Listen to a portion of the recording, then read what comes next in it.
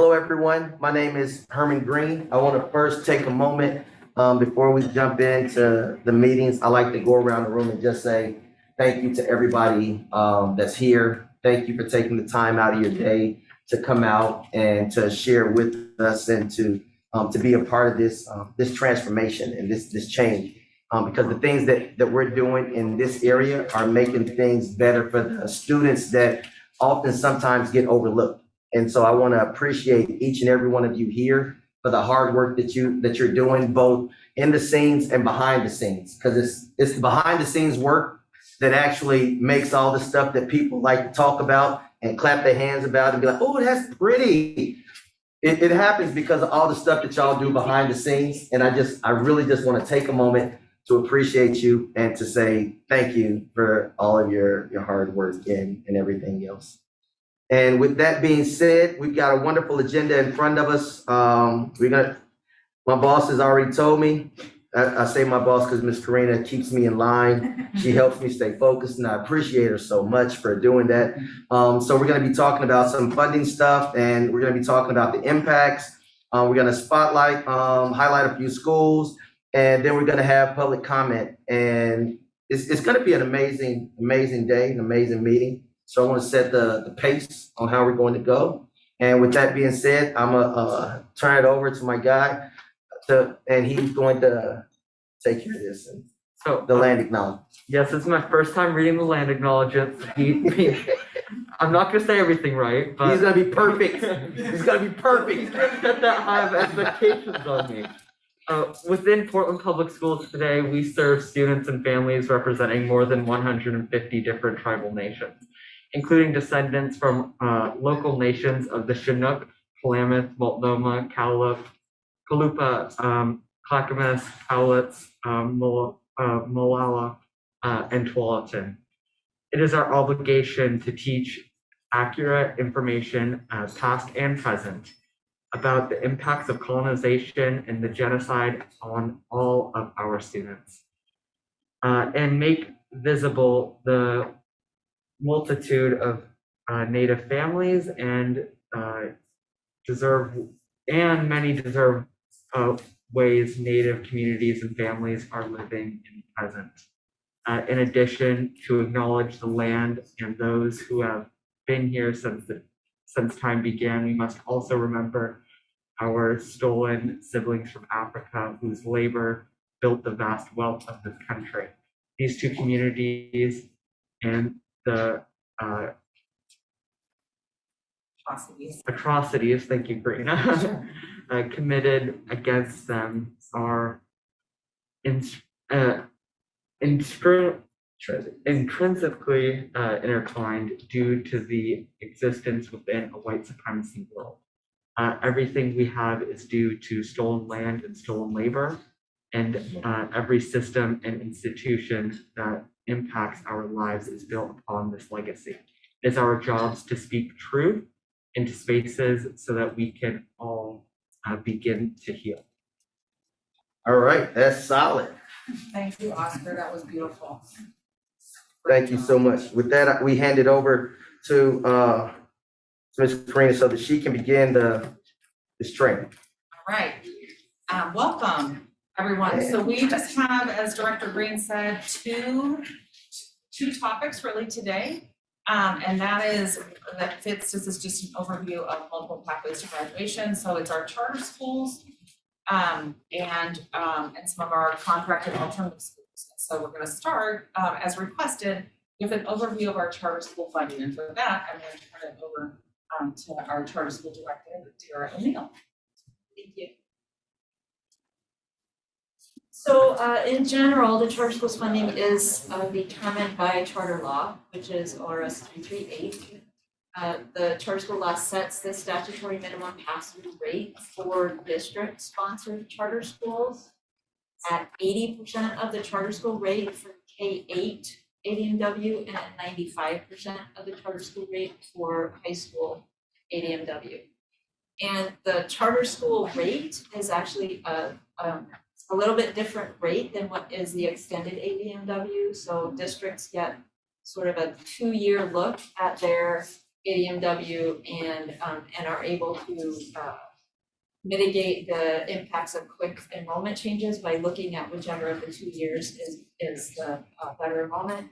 Charter schools, the law is interpreted by ODE to mean they do not get that extended ADMW, they just get a set rate based on 1 year. So it can vary year to year based on enrollment. For charter schools that are sponsored by ODE, and we do have 2 of those in the PPS school district, 90% of that charter school rate is passed through for K-8, and again, 95% for high school.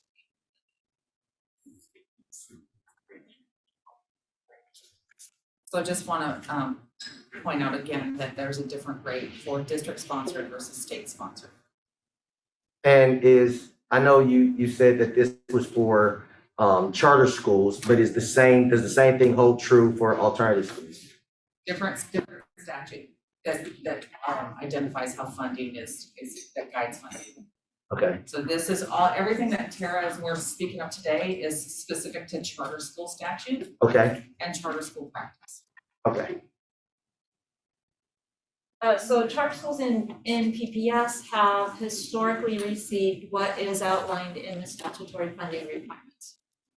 In March of 2020, days before we all went into lockdown, following the recommendation of the Charter School and Alternative Program Committee, the PPS board increased the pass-through for PPS-sponsored charter schools serving K-8 that had 50% or greater historically underserved students by race ethnicity to a 95% pass-through rate. So that resulted in an increased pass-through for Kairos PDX beginning in the 2020-21 school year. That followed a funding and program cost analysis of PPS charter school program at that time. Any questions about that? Only that, I just want to make sure that I'm understanding. So this rolling rate so we have 2 years to balance out our numbers, but the charter schools are essentially year to year based on the numbers that they have in the school. So as I'm just trying to, and I'm probably preaching to the choir, everybody else gets it, but I just want to make sure I'm getting it. So as where and I say we, PPS, we have a year or so to sort of balance out, get our numbers right and come true at a different time. The charter schools, when they feel a dip, it's immediate. And so the income that they lose is immediate, and they don't get a chance to roll that over and try to make it better the following year. I just want to say it out loud so that I understand it. So I believe what you're saying about charter schools is accurate, and for districts, there's also the next year, the enrollment is also factored in. Mm-hmm. So there's not necessarily a 2 years per se with districts, it's like we're looking at as You got a year to get through. is part of the budget conversation currently, right, is the level of the drop in enrollment for us as a district has been something, as an example, that's been talked about. Okay. Can I clarify? Yeah, a little further. The 2-year extended ADMW is based on the prior 2 years to determine how much per student the ADMW will be. The current payments to districts as well are based on their enrollment. So when you see an enrollment dip now, charter schools, anyone is going to see an enrollment dip in how much of the money they get, but how much money they are getting per student is based on your prior years. And that's the highest of the 2. Different things. And is that the highest of those 2 years? Yes. But you're, I just want to make sure I'm tracking out loud. In case anybody watching, I'm thinking about the people at home that may have kids in charter and alternative schools that may not really understand. And they may be wondering, well, what you mean you don't have no money? Or what you mean this is changing? It's because this is a direct for us, as where it may not be so direct for it's an indirect for someone else, but it's a direct for us. And I want all of our community to understand that in the midst of all this, our charter schools, again, the one that I said in the beginning, serve the students that need a different level of learning, they could be hurt. They could be, their schools could be hurting. And so I just want to make sure I say that out loud so it is out there in the atmosphere and somebody can pick it up. You got something, Mike? So Kairos was the only school that funding was increased in To 20. 95. And to be clear, the policy was changed, so any school that would have qualified with those parameters would have seen an increase. At that time, Kairos was the only one of our district-sponsored charter schools that qualified. Is it currently still filming? Yes. Great questions. Okay. So in addition to the state school fund, which is the main funding that charter schools get, Mhm. PPS has passed through proportionate shares of both the SIA funds and ESSER 2 and ESSER 3 funds to the charter schools per the ODE guidance. PPS also includes qualifying charter schools in its equity allocations to support historically underserved students. And charter schools also do receive the pass-through city arts tax funds for K-5 students that reside in the city of Portland. Those are the additional funds charter schools receive.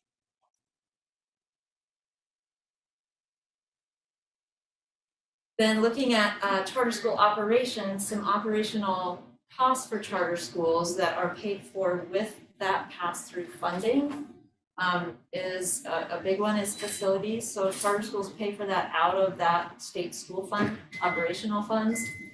Their facilities are usually leased or purchased at market rate. The charter schools also cover their salary and benefits, which range about 10 to 25% lower than regional district teacher salaries. And the next point is probably a big piece of why charter schools also pay 23 to 27% of salary to PERS. They are identified as a school district. Each charter school is identified as its own school district, and so charter schools pay the highest rates, school district rates, that PERS assigns. Additionally, charter schools need to cover their own insurance, business insurance, commercial policy, liability, directors and officers, all of those multiple insurances. And some of the charter schools also need to pay a building policy, including earthquake insurance, depending on what their arrangements are with their landlord. And then also, of course, the regular school expenses, so curriculum and materials and supplies and light bulbs. I had a question. So, do we see, since salary and benefits are 10, 25% lower, do we see that kind of translate to a more difficult time with retaining FTE? That's a great point. Yeah. You're seeing the charter directors. The charter That doesn't directors, have them yes. in the deal. Yeah. So I think that's a great point, and I think that two other things I'll just say is it's my understanding that we have the privilege to hear about Emerson Charter School today, and so that you might hear some more in Cynthia's presentation, and then also some of our charter directors will find out for public comment. Is my understanding. Great. So just to put sort of a percentage thought on these, for those operational costs, and this is based on reports that I receive. So I receive quarterly and annual financial reports from the charter schools that talk about their financials. Total facilities costs in general make up about 20% of the charter school's total budget. Salary and benefits, not including PERS, make up about 55 to 60%, depending on the school and what their salary scale is, because they're not a fixed salary scale school to school. PERS alone makes up about 14% of the total budget for charter schools. And then those various insurances make up about 1 to 2%. And everything else fits in that 5 to 10% that's left. So looking at that visually, that sort of rusty orange color and gray color combined are salary and PERS, blue portion facilities. And you can kind of look at that and imagine, right, if you have a landlord situation like right now where they know they really, really need to make up for some other properties that haven't made money or whatever that is, and your lease is up and the rent goes up. Just like for PPS, it's a fixed pie, so it's gonna go out of one spot. So then what, you have to narrow your salaries or consider layoff, or really it's that 10% dark blue piece that's the budget for everything else. That is sort of that leeway that the schools may have for any kind of savings or making up for a change in their lease arrangements, or trying to offer a better salary or benefits package so that they can retain teachers, all of those things. So it's a very simplified picture of the pie, but you can at least see like everything impacts the next thing. And there are certain fixed costs that can't be switched or changed around. And so really that 5 to 10% of everything else is where that wiggle room is for charter schools. So I just want to make sure, again, for everybody listening, that one, teachers that are doing amazing, teachers and staff that are doing amazing work aren't even getting paid the same as the teachers within the same school district that other kids are going to be going to. That's one thing. Two, 75% of their budget is 60 to 75, or 65 to 75 if you included the PERS as indirect costs. I mean, because it's going to staffing, right? So 60 to 75% of their budget is going to the people, and that's still substantially less than what if they left that charter school and went to a terrible school down the street, they're going to be getting. Right? Okay. And then all right. So I'm gonna stop asking questions because there's another. At the end of the day, I sit here and I need to say it out loud. I need to put it on record so that everybody can hear. And I know Karina, you've heard me say it. Terry, you've heard me say it. I sit here to figure out what we as a school district, how I as a district representative can help to make things better for the charter and alternative schools. I'm not here to make friends. I'm here to figure out how do we make things better all the way around so that our kids can get the education that they deserve. I'm excited about hearing about all the wonderful programming that y'all are doing. I'm excited about y'all coming to tell me. And I say this when I go to meet with people. So now y'all are hearing out loud and in public what I say to the people in private, because if I say it today, it's still true tomorrow. That I love to hear about your programming. I think it's fantastic. I think all of you are doing amazing work for the kids that you're going to be serving in the area where which you're serving them at, right? And so people are sending their kids to your charter schools because that's where they're finding themselves and that's where they're growing at. And every charter school is going to be somewhat different. So I'm not really, I love to hear about your programming, but at the end of the day, I'm here to talk about money. And so at some point, we have to start figuring out what I'm looking to do. How do we as a district come back in and undergird the charter schools and the alternative schools that are going to be serving the kids that need to learn the way that you're teaching them, that they learn differently, so that we don't have to displace any more students and close any more schools. What I don't want to see happen during my tenure and my time here is I don't want to see another charter and alternative school close as a result of funding issues. They're not closing because they're not doing good with kids. If you're not doing good with kids, then I want you to close. Let me say that for the record as well. Let me be on record as saying that. So if you're not serving the kids that you're supposed to be serving the way that you should be serving them, and they're not learning and they're not getting proficiency, then I want you to close. I'm not going to fight for you to be open. I'm not going to go out there and tell anybody that they should keep you open. Close that school and then let's get somebody else. I don't know.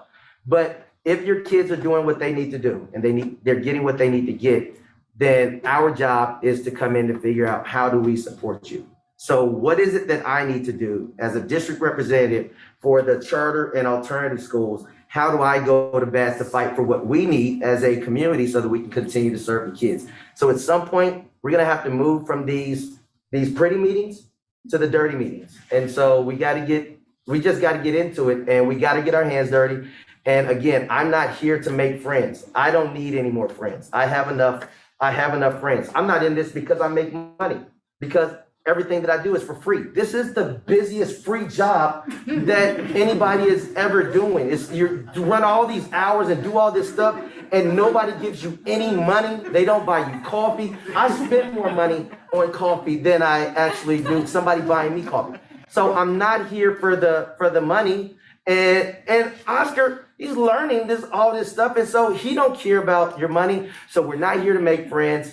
I'm not here to make politics, and I'm here to make change. So at some point, if it's not this meeting, it's another meeting. I need to come to the meetings where we're going to be talking about the real issues. Then we need to bring that back to the table so that we can go take it back to. And I know that Ailey, and she feels the same way. I know she wants to see change and transformation. And I know that Amy wants to see change and transformation. And we just need to figure out what it is that we want to see, little bites at a time, because that's how you eat an elephant, one small bite at a time, and then we get some stuff done. So I love our pretty meetings. Let's keep having them. But at the end of the day, we got to have a dirty meeting somewhere so that we can go back and make real change. Well, Herman, it's Ailey from the Salt Lake City Airport, but I want to say that, one of the ways we made, I'm in Salt Lake, Utah, flying home from my mom's.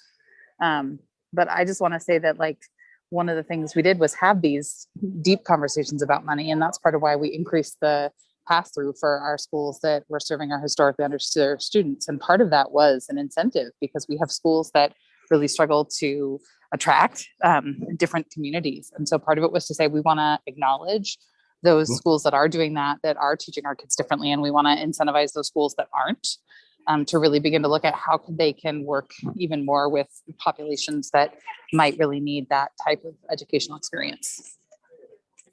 Oh, and that's fantastic. I'm glad that we did it, and we're going to do more. And we're going to figure out how to do more. That's why we got Sarah here, because she's smarter than all of us when it comes to these numbers. And so I don't profess to know these numbers. I don't know this stuff. I got like a 5th grade education. I'm talking to Sarah and other smart people. So anyway, that's enough. I just need everybody, I need it on record what I'm here to do. Let it be known that this is what Herman Green is here to do. And with the support of you all, and y'all sharing me y'all's truth, that this is the stuff that I'm going to move. If it's helping the kids and it's causing and creating change and transformation in the kids' lives, then I'm going to the mat every single time. And you can't tell me that we're sitting here fighting about, and I love all teachers. Don't get me wrong, this ain't, but then I got a whole group of teachers. I wonder how many teachers are a part of the charter school.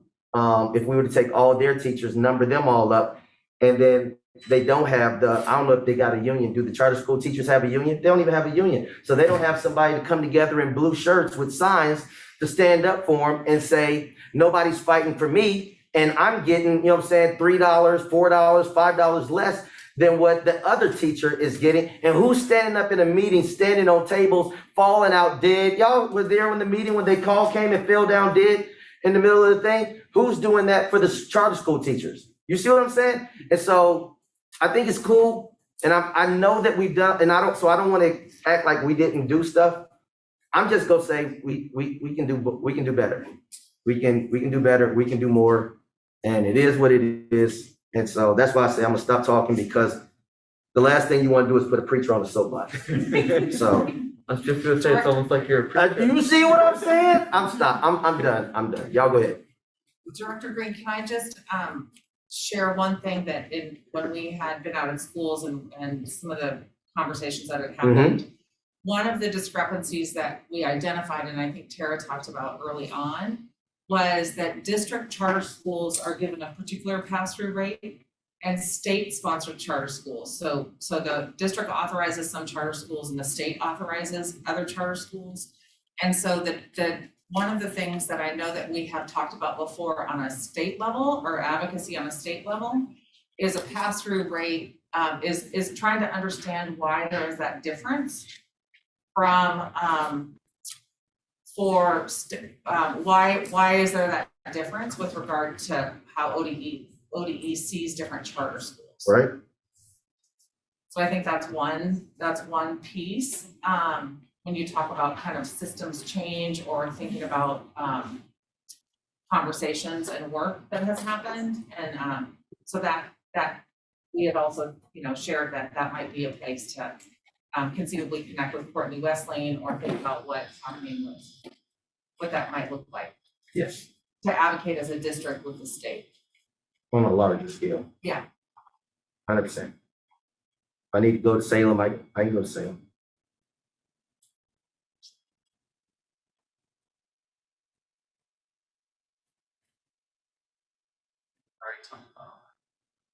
So that's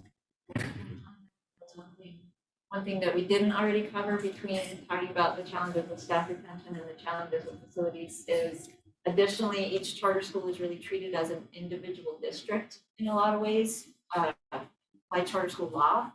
So the charter schools themselves need to support their own, what we would think of as central office functions, sometimes with a staff of one person. So that is sort of the economy of scale challenges that I'm sure CBOs as well. Economy of scale to support those specialized functions like risk management and legal and HR and communications. All of those things fall under, as a district, or for CBOs the same way, fall under the purview of maybe one person. It's also run a school. Right. This was the slide. This was the slide. Go ahead. So one of my questions was, is there a correlation between charters that own their buildings and their ability to stay open longer? That's a really good question, and it's only very recently that there are charter schools that own buildings. I will say we did close one 3 years ago or 4 years ago that did own their building for financial close, ultimately for financial unsustainability. And another charter school quickly came in and bought that building, and that school is still open. So the Ivy School, which is one of the state-sponsored churches. So it's such a small pool that we don't It's have a hard good to- answer yet. Yeah. Is there any low-hanging fruit that we can do as a district that would, and I say low-hanging fruit, I understand the term, but just something we can quickly do with just a few tweaks here and there that might make things better from a financial perspective to our charter schools? What's the low-hanging fruit? Maybe that's a question for some of the charter school people if we don't have the answer. It's not very low hanging fruit, but we have talked in the past about advocating for changes to state statute that create some of these pressures and problems. It's not very low-hanging fruit. No, it's not, but it's still, within our realm, and Yes. it just hasn't been prioritized as a legislative, on our legislative agenda, but Make it a priority. we could put our weight behind it. Yes, we could. What about some other low-hanging fruit?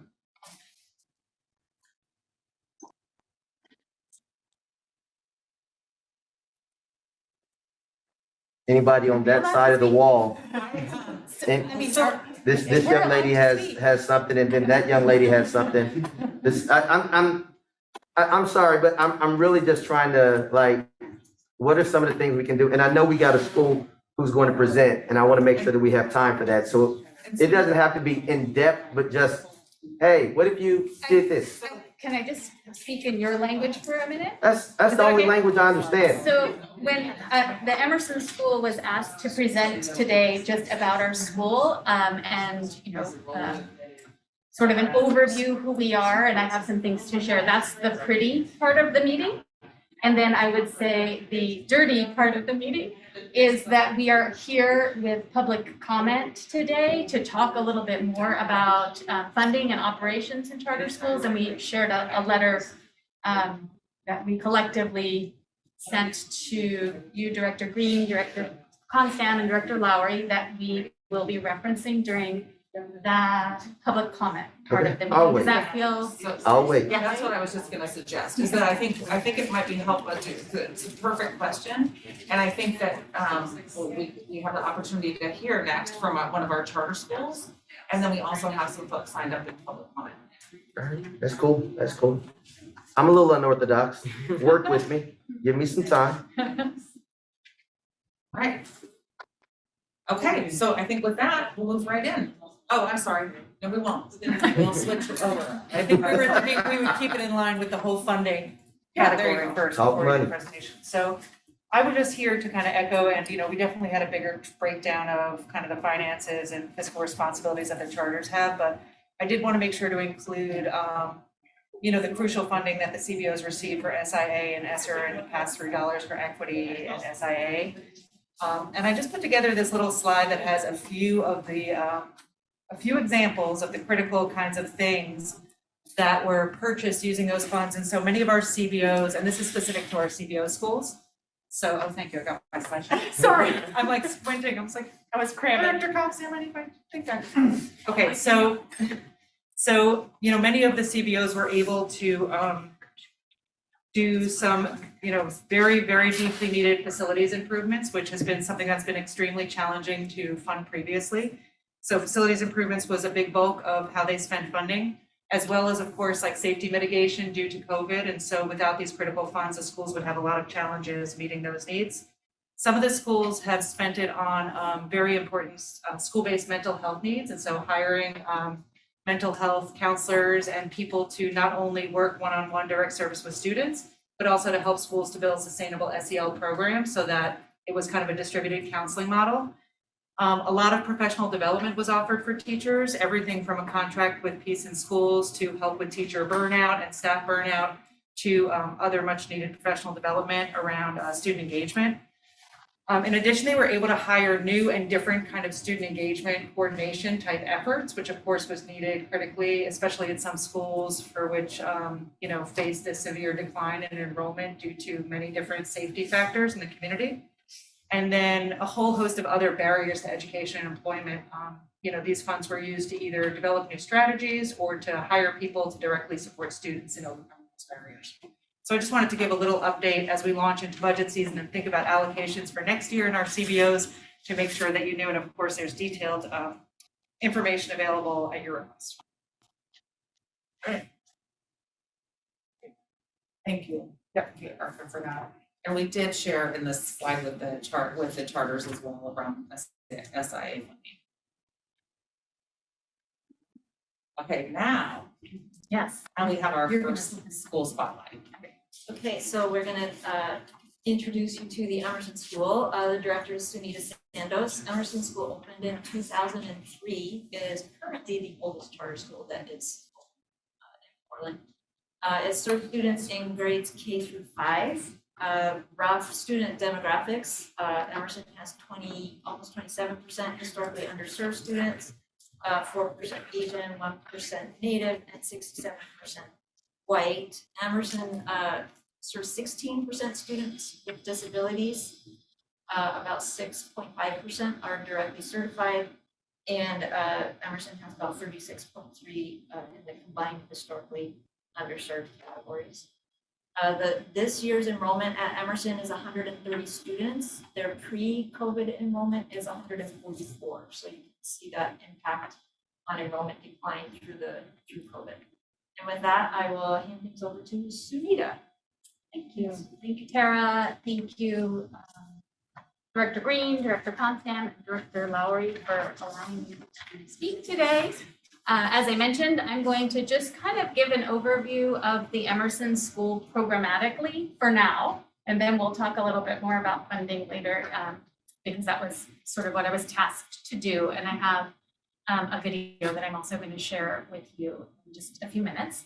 Tara mentioned that the school was founded in 2003, so we're in our 19th year of operation.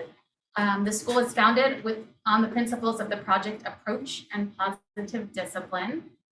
The combination of these two philosophies allows us to meet the needs of a wide variety of students by engaging them with real-world experiences that are directly related to their lives and interests. Project-based learning that is inquiry-based allows students to dive deeply into topics of study through research, experiments, field studies, and guest speakers.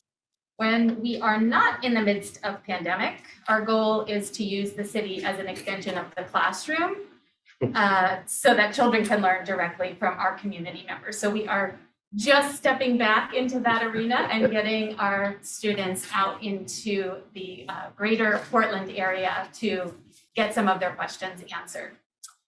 Positive discipline is our approach to the important social and emotional learning that takes place in a school environment, built on the premise of mutual respect and the idea that children are seeking a sense of significance and belonging. Positive discipline allows children to be active and responsible members of their school community.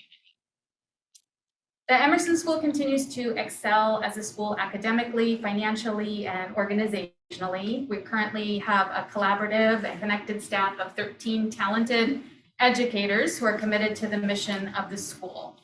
We're grateful to have received, we've been talking about some of the funding today, SIA funds and ESSER funds from the federal government and through PPS to help us meet the social and emotional needs of students returning to full-time instruction after almost a full year of remote learning.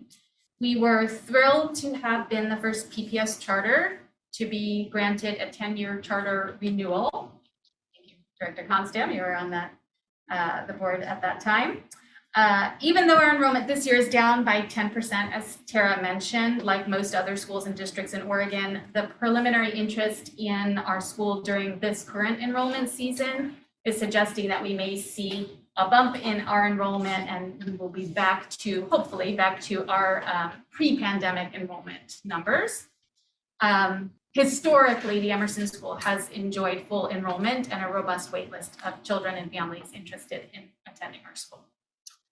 While we have much to celebrate, it is important for me to note that we're in a moment of concern in regard to our facility. In 2018, the Emerson School moved from our original location in the North Park blocks to a shared space within Congregation Beth Israel in Northwest Portland. And we are currently on a one-year lease extension with CBI or Congregation Beth Israel that ends on June 30th of this year. And we do not yet have a lease agreement signed for the 2022-23 school year. While we have actively been looking as a full board of directors at the Emerson School for a long-term facility for many years, it is important to note that securing a building and paying market rate rent in the city of Portland is a truly challenging endeavor. I will continue to update the PPS Charter School office in the coming days and weeks with any new information regarding our facility search. I don't wish to end my time on a negative note because I'm here to talk about our program. So I wanted to share this video with you all to let you hear from the individuals who matter most at the Emerson School. I can sit here and tell you all day about the project approach and positive discipline, but I think there's no other way to truly hear about a program than from the children, the students who are actively engaged in the school. I do want you to keep in mind that this video was created by one of our board members as part of our community building event or auction. So there is a fundraising component. So please don't feel the need to donate to the Emerson School when that ask comes up, but it is a great way to hear from our students. This was our outgoing 5th grade class a few years ago. So without further ado, we'll hear from them.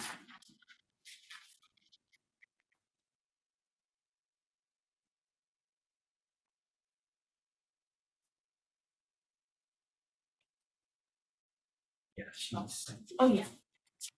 She did get something.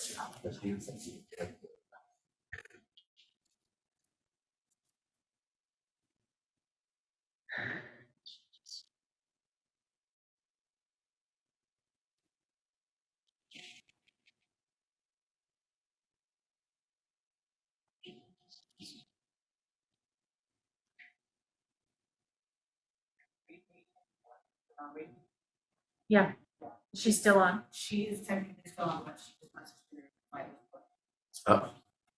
how long.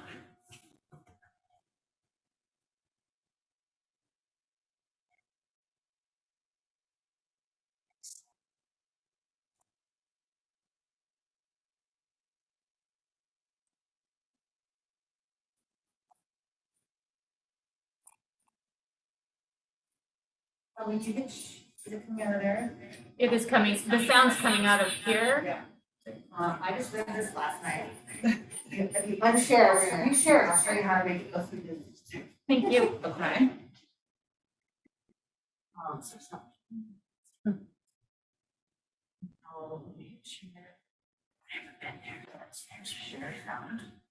Now I'll do the other stuff. So I would do it down. Now hit this guy And they'll again. see something. Yes, no, it's exactly, everything else is Yeah, exactly so the same, I just to will- make sure it's like and that. let me and then tell it'll you- it'll share. Let's just start it over. That's so great. I wanna go. If you hit that little thing over in the corner, In yeah. the corner. No, that right, oh. Just had it, click the screen.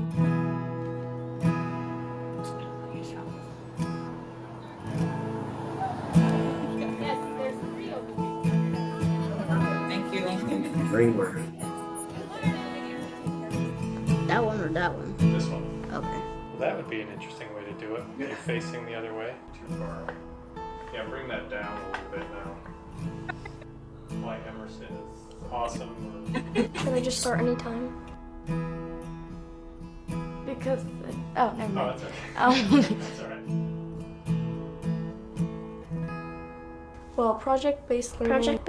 Project-based learning is where we like pick a project and then you just narrow it down. The whole class votes on something, and then the vote that wins, that's what you want to study. And then we learn a lot about that one subject. Some of the projects that I've done are project photography was awesome. Hermit crabs, project shoes was really fun. Rocks, coffee, apples, and bicycles. I really liked weather because we got to learn about some natural sciences, which I'm very interested in. String instruments. Project robots was really fun in John's class. Parks, grass, tea, and then carpentry from last year. They all were awesome. I don't think I really could pick a favorite. I feel very lucky to get to vote on a project as a class so I can suggest what I want to learn about, and then who knows, maybe it'll be picked. So we don't have to study just one specific thing that the teacher wants. It can be about what the kids want too. Really fun thing about project-based learning is that you get to go on so many field studies. In 3rd grade, I'd have like a field study every week or 2. It was awesome. I feel like that's the space where I've learned the most at Emerson, is on field trips. You weren't like cooped up in a school all day. Well, you Video? are, but it It's feels buffering. like you're not. Okay. Project-based learning is fun to me because it's always really hands-on. It lets me be very creative. And if you get to choose, then I think kids might be a bit more interested in what we're studying. Preach, bro. The 2 teachers I had at Emerson were just awesome.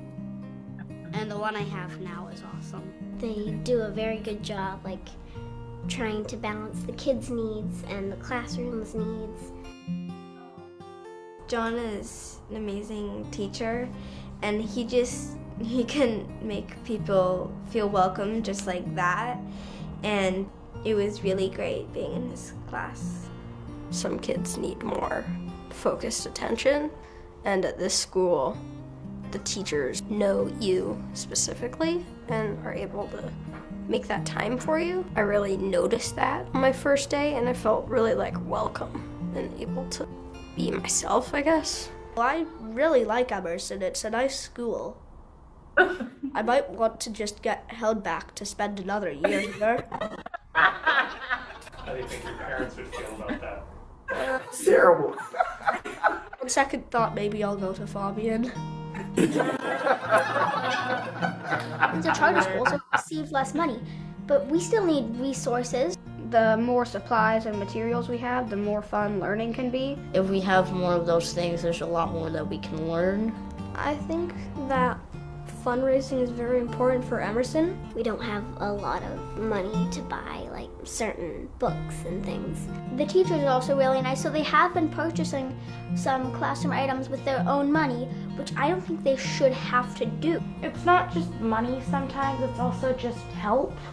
So it's good for parents to support the fundraising so that you can keep helping kids who need it. And then the auction, my mom says, is fun. I don't really know what that is, but. Who's there? Oh, I don't get. I came into Emerson in 3rd grade. I had a girl who's now one of my very best friends. She wanted me to sit next to her, and that was just a very touching moment for me. Emerson is different than other schools because it's very inclusive. Lots of it is about how you can be yourself here, and you can like take responsibility here without like getting ashamed. It's really easy to make friends and everybody is always welcoming. The community was really welcoming, and that made me feel really safe and secure. It's a smaller community, more like a family. People were like nicer here, I guess, like more willing to like talk to you. One time, a new kid had come into a class. I just walked up to him and started talking, and now we're best friends. When you're the new kid, like no one like stares at you and stuff. It makes you feel more comfortable. It's really nice to know that everyone in Emerson can feel supported and wanted and welcome. Once, me and a bunch of my friends did a gender awareness all school, and everybody was open to hearing my opinion on being like a gender non-conforming kid. I really miss the teachers here because they've all been really fun. I'm gonna be sad to leave, but I'm also gonna be like excited to have a new school. But I wish this school goes up to 8th grade. I have no idea what to expect from middle school, and I really hope that it's going to be something like Emerson. Emerson's so welcoming to like everybody. I think that's the wonderful thing about Emerson. It's a little different in a lot of ways. A little different in a lot of ways can make a big difference. I think that's good. Thank you. Thanks. You're welcome. Okay, bye. Goodbye. Adios. You may applaud now. Oh, that's brilliant.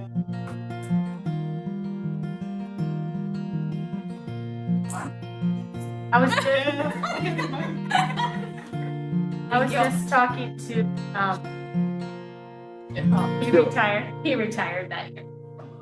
I was just talking to a friend yesterday who's in kindergarten at Emerson. Oh my goodness. And she was telling me about how they pick what they're gonna study, just like the kids are talking about. She said they're working on ice right now. And she was telling me all about ice, and I sent her mom then this article about ice crystals and snowflakes, and you know, how different it was in the Winter Olympics between fake snow and real snow. Yes. And then she said last week was birds, and they hadn't voted yet on what they're gonna do next.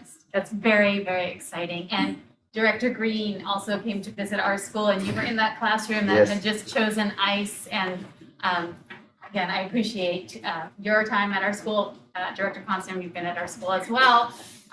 And Karina and Tara, thank you all for coming to take a look at the work we're doing in Emerson. I really appreciate It was so, I was just telling her how I went in that room with those kids. Oh my goodness. Oh my, it's adorable and exhausting. Exhausting. I couldn't get out that class fast enough. Oh my God. And then I started thinking about the teacher. I went to the next classroom and I'm just like, she has to stay there. And I made a mess because them kids was all riled up. I had them all piped up, and then I left. It's like giving the Nice, kids a Herman. bunch of sugar and then like, now go to your parents. I'm out of here. Oh man, I felt so bad. They loved I felt it. so They bad. loved having you there. They really did. Well, thank you, and I'll let the meeting move on. Thank you so Yes, much. thank you. Thank you, Selena. Great. Oh, I had a question. So do you have reason to believe that Temple Beth Israel is not interested in or able to renew your lease for next year? Possibly. That is a possibility. So you don't I know, wrote that down too. Currently doesn't have a signed lease agreement, so. but yeah, I mean, I was just wondering what Yep, their we are indications still- were. We are still in conversation and potential negotiation, and they have, we've enjoyed a lovely relationship for the past 4 years, and they have been approached at the end of the summer about the possibility of different usage for the space that they were not anticipating at all.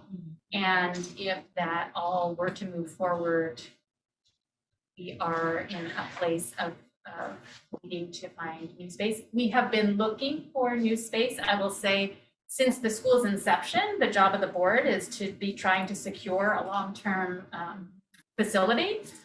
And so that is the ongoing work of the Emerson School Board and probably the board of directors for every charter school, because we do have to find our own facility and negotiate lease terms, et cetera. So we are actively in that process. We are working with not only an architect, but a real estate agent. I mean, it is truly the work of the board right now. But yes, it is alarming. As of when your contract ends in June? 2022, That's what in I a few heard. months. Jeez. I think that just goes back to the struggles of being a charter, and it's like, if you don't own your own building, it's a constant, debate. We may have the fiscal ability to stay open, but if there's not a property, it's Exactly. there's no answer. And I have learned so much. And we often say, we've all learned so much, for example, about, COVID and running a school during a pandemic. We've all learned so much. I've also learned so much in this job about real estate and negotiation and what we need in terms of the facilities we're looking at. There is something called an E occupancy rating, so it has to be rated for an education building. So we can't just turn any of the space that's open in downtown Portland because everyone's going, oh, everyone I've talked to, there's so much space. Maybe it's a great time. Well, that is true if you wanted to open a retail establishment, but to get to E occupancy rating on a building, to be able to actually run a school from the space is really challenging. Those are all things we never necessarily wanted to know about. We all know about a little bit too much now. Okay, Thank you. thank you. Thank you. Okay, so next, we have an alternative school spotlight, and we are really fortunate to have Portland Community College in the room. So I'm gonna turn it over to Erica and Jeff. Yes, is it possible for us to control the slides? I would love to. Jeff, would you like to control them? I would love to control it. Can I move that computer over here, or is it plugged in somewhere? It was plugged in, should have enough charge. Thank you. You're welcome. Good afternoon, everyone. My name is Jeff Lapp. I use he, him pronouns, and I am the interim director of high school programs at Portland Community College. I'm also joined today by Carly and several of our staff members in the back. But I'm the one who has the honor of leading most of the presentation for you. And I think it's important to recognize that there is a past, a present, and a future for our relationship with Portland Public Schools.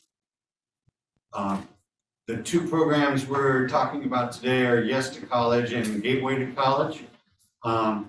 And one thing that's really important to understand as we talk about our programs today, is that there's been a long history. We've had over a 25-year partnership with Portland Public Schools.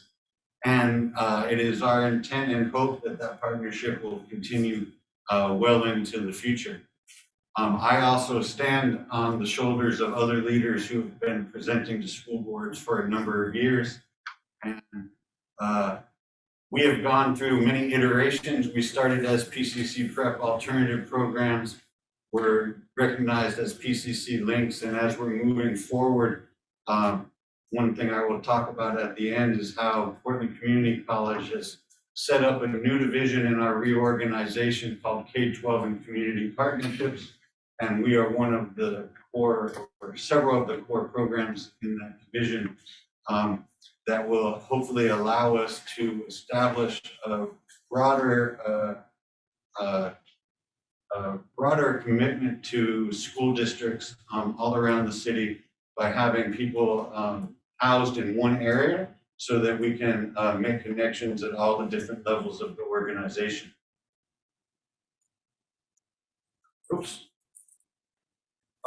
As you saw last week about bringing together the heart, head, and the hand, one of the things that's important to understand about how we work with people and empower students is focused around the central role of the college success coach. That is our primary advisor, counselor, support person, and it's about developing people and relationships. One of the key components to understand about our programs is that we are at the college, we have students in the college, and people begin to see themselves as college students. So we take students who have not necessarily seen themselves as being successful in high school, said we believe that you can be a college student, provide you the supports that are going to help you get there.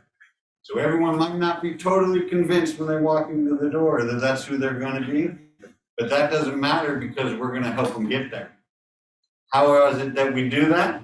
Well, we first of all have people who are going to support that development. We have lower staff to student ratios than many of the schools. And one of the larger advantages that we are able to provide is that students are already getting their CTE dual credit combinations that people are striving for in high school, because they get that automatically by getting college credit and high school credit at the same time. One of the key things to understand is that we serve a wide swath of students. There isn't one profile student who comes to us. The general parameters, you have to be 16 to 21, but students are pushed or pulled out of school for all kinds of different reasons. We have 3 programs that are largely divided on the outcome or goal that the students are seeking. That broadly describes who they are, but what I would like to also advocate for people's understanding is that description and that concept of who is an appropriate student is constantly evolving and changing, and that we have the capacity to provide our services and support a growing number of people.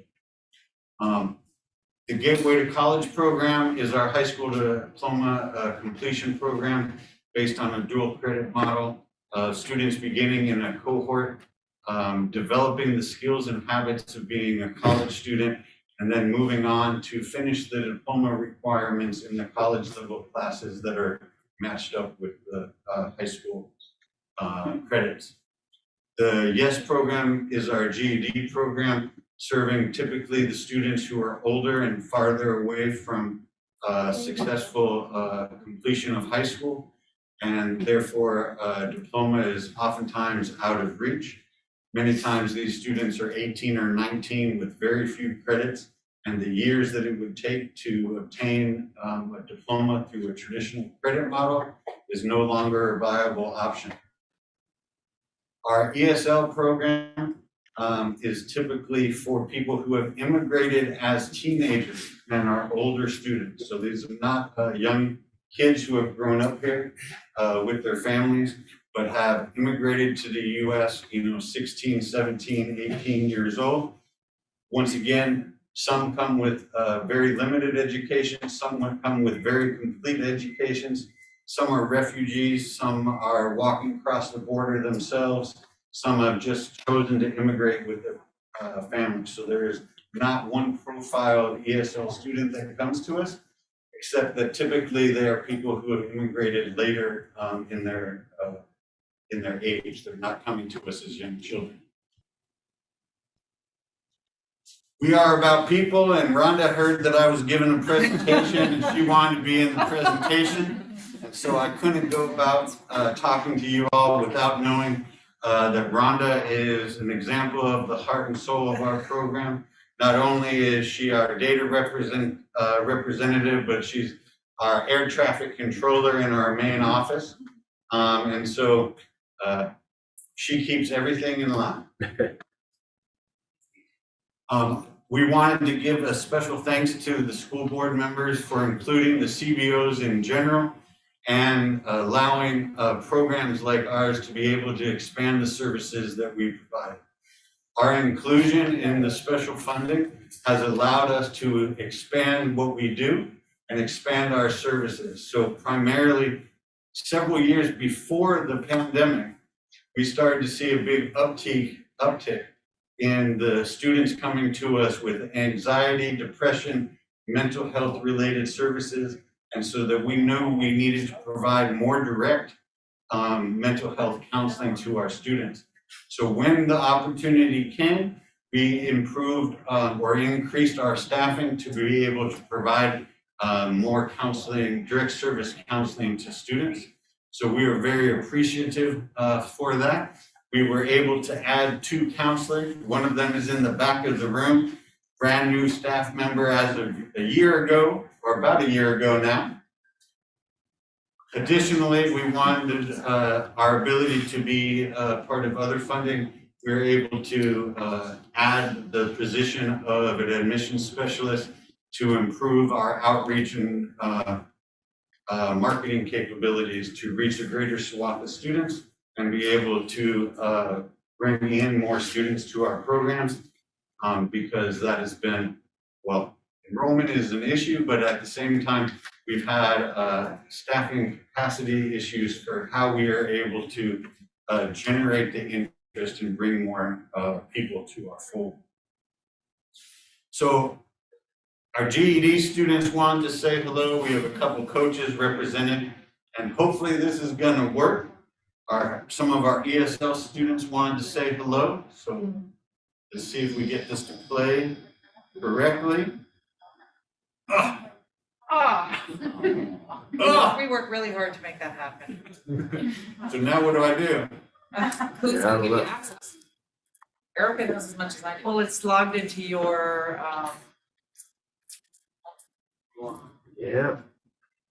This is what happens. you know what, you wanna move forward with the other ones and I'll work on this and you can go Why back don't to we it? do that? Okay, I'll try. All right. Try my magic here. So are you gonna control it or? Well, you go You forward gotta and go slide. back. I just go forward. All Yeah. right. We'll do those students after the other students. That's all right. All right. Our third group is Gateway to College. This class is representing how we shifted during the pandemic to run things remotely. And with us today is our student speaker who is a Gateway to College student. She came from Franklin High School and will be graduating this coming fall with 58 transferable college credits in addition to the high school diploma. And that is Carly Banker. Hello, my name is Carly Banker. I'm a junior in high school and I'll be graduating as a junior. I started at PCC going into my sophomore year. So at the end of freshman year, when COVID-19 first hit, I decided to take advantage of the well-established alternative virtual program at Portland Community College. Since I'm very dependent and like to get work done on my own time, I decided to transfer. If I'm being completely honest, at the beginning, going to PCC was the last thing I wanted to do. I didn't understand how it'd be different from Franklin, but over the past year, it has given me the opportunity to advocate for myself when I'm stuck, and I've been able to take that skill outside my academics. I've met many great professors and students in and out of the Gateway Program. As I like to call it, good things are always disguised. Right away, I met with my success counselor, Jane. She was and still is a complete lifesaver. From the start, she helped me plan out my next 2 years in the Gateway Program, from deciding classes to when I would take my SAT. We clicked right away, and more than ever, in the past year and a half, I felt the most supported in my academic journey. Jane was able to ask me what kinds of extracurriculars and learning styles I was most interested in. From there, she gave me a range of different teachers and classes. Each term, I was able to build up a list of what I most liked and didn't like as much in each class. And I've the most fitting classes and teachers that I've ever had. Even at points where I was struggling with my mental health, I was able to communicate with Jane and my teachers to get the full support that I needed. I truly believe and feel like the teachers at PCC care about my success in academics and well-being. I've learned that it's easy to have a solid and trusting relationship with each teacher.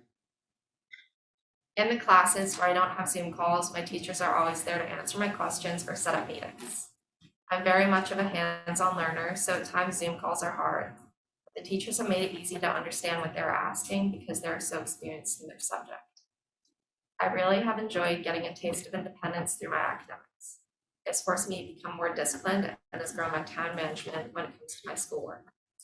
Now looking back, I wouldn't change going to PCC because of all the changes I've been given to grow as a person and as a student. Thank you. Awesome. Thank you. Fantastic. Thank you. Do you know what you want to do after you graduate? I do not. Right now I'm talking to a few colleges and yeah, I'm hoping to find a major that I like. And I took business at PCC that Jane set me up with. And I really enjoyed the intro to business class. So I'm looking into that. And I can continue to look into more like a taste of a major and give me the experience to figure that out. So. Very awesome. About those other students. Yeah, we gotta go. We're gonna- Let's try it we're gonna again. There's try. a lot of pressure, but go ahead. Let's see. Our coach and the students made this video because they heard we were coming and they wanted to say hello to you.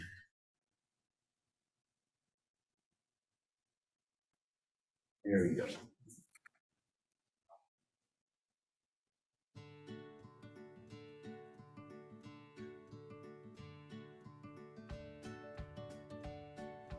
Hello, my name is Juan. I'm from Marihuana.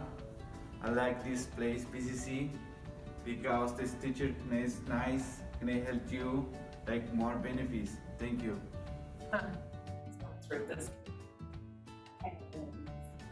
Hi, my name is JJ.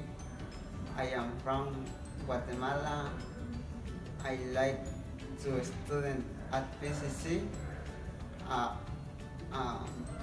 Thank you for everything.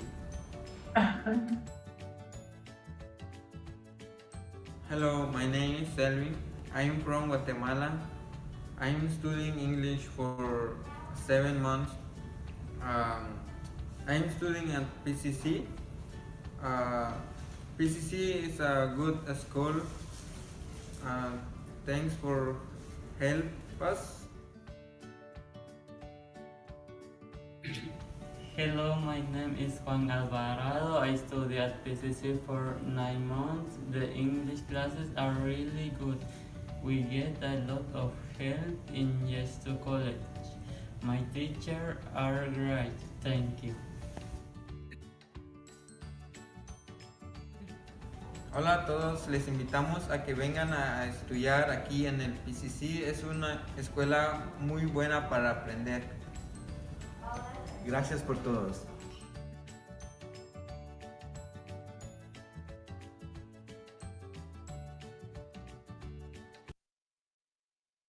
That was fantastic.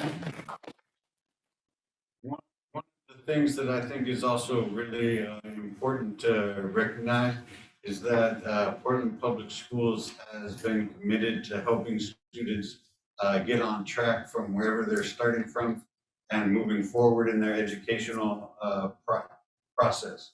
So even if students stay with us until they're 18, 19, or 20 years old, we get them as far as we can, and then they're in a place where they're familiar and able to continue at the community college with their services, with other services that the college provides.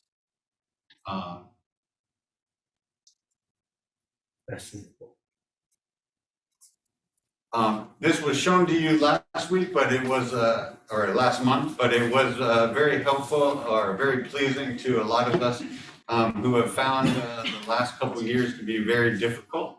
Not only for the work that people are doing every day with students, but to see that we still represent a significant portion of the successful outcomes of the entire network gave people a lot to cheer and be very happy about. One of the reasons that that is particularly important is, as other people have noticed, declining enrollments have had their effect on our contracts and our capacity to provide services. And the red line, just so people were kind of aware, is the same year that the other successful data was in place. So we had 18-20% drops in our enrollment, but we're still providing outcomes to the students at that time to the best we can. The two programs are not necessarily symmetrical in their enrollment patterns. Gateway to College has not bounced back yet and is a little bit of a deeper situation, but they also didn't start to drop enrolling as quickly at the beginning of the pandemic, where the YES population quickly dropped off the map and is now bouncing back and increasing faster than the Gateway population. So those two patterns are not exactly the same, but that is kind of typical for what we have seen over time in my tenure. And finally, just another shout out to the future as Portland Community College is reorganizing the K-12 and Community Partnership Division. The new dean and leader of that division is Vicky Lopez Sanchez. And we hope that moving forward, we will have greater capacity to organize our interactions with the district as a whole entity at all the different appropriate levels so that we can match our services better rather than the kind of fragmented pieces that have developed over time. So thank you very much. Can you talk a little bit about how students find their way to you, the various ways? And Carly, maybe you want to share how you found your program. Well, my friend was thinking about doing it, our parents had talked, and because of COVID and like the transition to online learning, since TCC already had like a really established program, and we like to have our own time to do like our sport and do other things, it gave us a good opportunity to like find the time to manage our skills and like, I don't know, it was just a great opportunity to try something new and transfer over. Harley's explanation of how she found us is how most students find us, is through word of mouth. I think sometimes that word of mouth is coming from a counselor, but not always. Yeah. Harley's friend. So Jeff mentions the history that we have these relationships, and so families come through our program, we connect their neighbors to our program. I think there's a challenging point right now with enrollment everywhere. So the idea of referring a student outside of your building is maybe scary right now for some folks, and so we're seeing less referrals, and we're not able to do direct marketing like to a student if they're enrolled, doing well in their placement. So there are challenges with getting the messaging out there. There's also challenges with, like Jeff touched on this earlier, about who thinks that these are options for them, helping bring awareness that any student can find success in these. Speaks Yeah, yeah. well to your questions. Adam is our outreach coordinator. Sorry, speaking So- out of turn here. No. So that actually holds true. So when I was when I was volunteering at Franklin, there were a couple of kids who were struggling to get there. Even if they would have did everything that they were supposed to do, they weren't gonna graduate on time. And so we had to work with the counselor to work with the parents and recommended the PCC program. And so I know that some of the counselors at the different schools will take hard looks pre-pandemic, take hard looks at the students and whether or not they're going to be able to graduate, given they taking care of kids and during the daytime, they got daycare that they got to figure out all these other different pieces and then still have school. Sometimes PPS isn't the best fit. And as counselors and as people that care about the kids, we got to figure out what's going to be the best fit for you based on where you're at. And I know I've sent a few kids volunteering at to PCC and had nothing but great stories about it. So. The other thing to understand is that there are several mechanisms of how students have come over time. Some of the others is they just walk in the door looking for what options because they've been out of school for a certain period of time. And they, at that point, are not going to walk back into a high school looking for what their options are at the high school, but just walk into the door at the college looking for what options are available. And then we are able to find them and pick them up and say, hey, well, you're still eligible as a Portland Public School student to get extra supports and not necessarily just sign up at the college on your own. And that's up to what age for our students? 21. Yeah.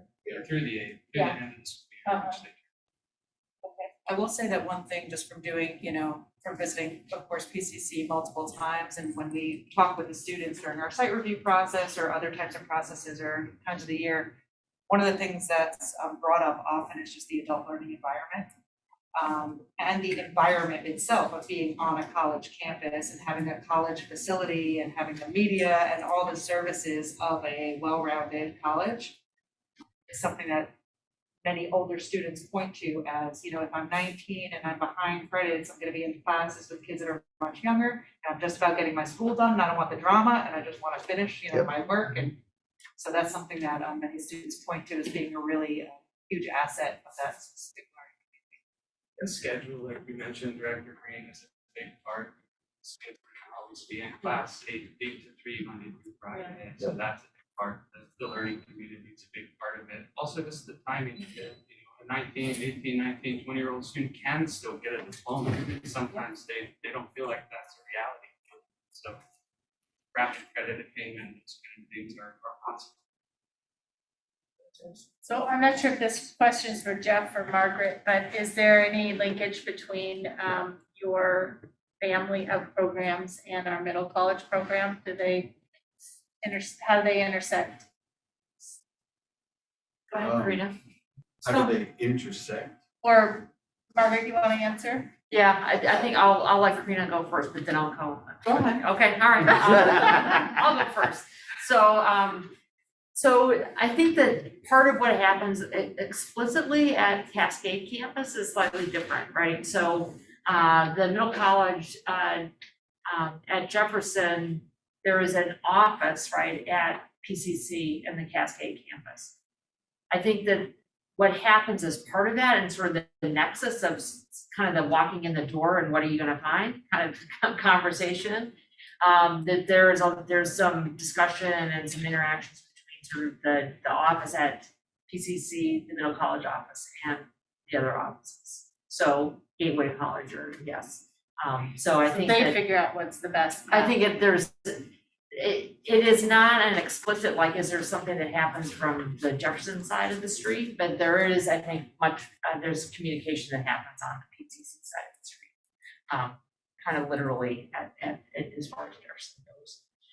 There are students that have certainly have started classes, right, through the middle college program, and then are like, oh, this works for me, and have transitioned to the Gateway College too. So I think that that happens, and that those connections, but in a formal way, there's, like, we're not meeting together or things like that. One of the reasons for the reorganization of our division is the fact that this phenomenon has kind of happened all across the city, not just with Jefferson and Cascade, but what happened is the relationship was made between that principal and that campus president at that time. And those deals were made and that whole situation was set up. But guess what? Beaverton did the same thing with the person out of Rock Creek. Okay, so that's how there's been a little bit of too many varied relationships. And what we are doing now is putting them all under one house where we're able then to organize and talk them all through. So middle college will be in our same area moving forward. Similarly, there is a large impact of CTE programs and dual credit in the high schools, which is also going to be in our general area and combined to how we serve not only Portland, but all of the districts around the city. And we meet with Dean Lopez Sanchez regularly. So that's part with our college and career readiness group. We meet with various folks from PCC. So at a district level, we're having those meetings. And then there are also partnerships and relationships that are being established by individual high schools. And especially like Franklin and Southeast Campus, for example, is one, or, if they're close to each other, I think that there's also robust relationships to build. And I was just gonna say, I think there's different iterations over time. So I think we've had different, just what both Jeff and Margaret have said, is that, I think that we have done, we grouped, like, we have a monthly PCC partnerships meeting, as Margaret just had now. Years in the past, when Jessica Howard was at the Southeast Campus, we had a really tight and connected partnership with regard to alt ed specifically and Gateway to College, I think, and Yes to College. And so I think one of the things that we really want to be mindful of is, and people are mindful of, is that we want to make sure, just like you spoke to earlier, Director Green, is like the purpose for Gateway to College and the purpose for Yes to College and the purpose for ESOL, yes, is really to make sure that students who may be unenrolled, who may be, who need a safety net, that the creation of these partnerships was for the safety net. And so it's wonderful to have a variety of other PCC relationships, but that we're making sure that we've got, that we're rounding out our relationships. So, which has been good. It's been a really strong partnership over many years. So lots of good stuff. And I mean, just congratulations, Carly. Amazing representation. It's so interesting just being so proactive about doing something different because of COVID, like we knew obviously how long it would last or just what it would be like to be virtual school in any setting. Right, she killed it. Great. Well, thank you, Jeff. Thanks so much. Thank you. Yeah, Thank you. really Thank great. you, our PCC partners. Yeah.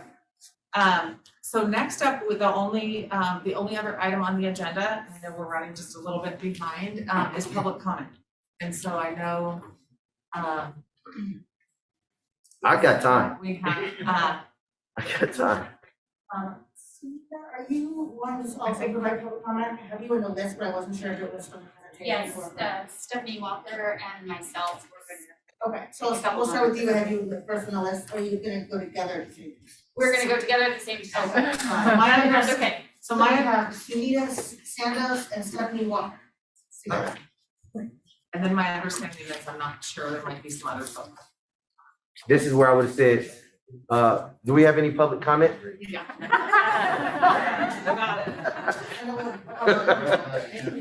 Stick with some of the procedural stuff. May I make a I'm getting it. I am getting it. In committee.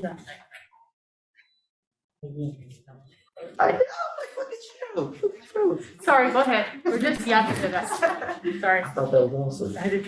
So, thank you, Director Green and Director Ponstam and Director Lowry, who I don't think is here anymore. I think she's not. She's on a plane. Okay. But she's with us in She was spirit. here when I was late. She's with us in spirit.